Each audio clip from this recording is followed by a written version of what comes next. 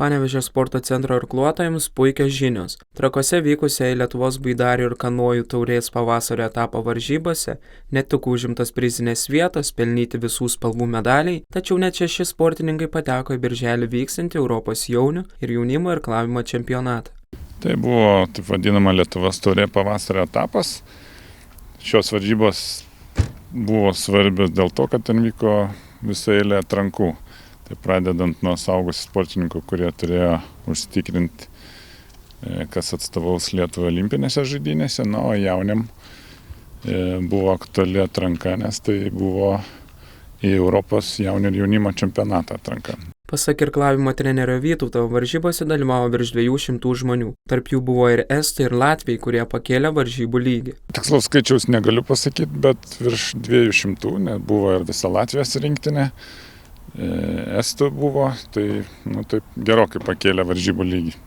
Norint patekti į Europos jaunių ir jaunimo irklavimo čempionatą, reikėjo įveikti savo užduotį, nes tik vienas nugalėtas gali atstovauti savo šaliai. Užduotis labai paprasta, reikėjo laimėti savo rungtį, nes mūsų sporte tik nugalėtojas gali atstovauti šaliai ir Europos čempionate irgi tik vienas dalyvis nuo šalies.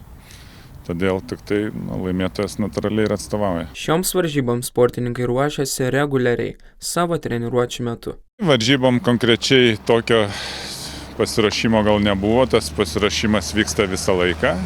Tai pradedant žiemos periodu, turėjom stovyklą Portugalijoje, stovyklą Estijoje.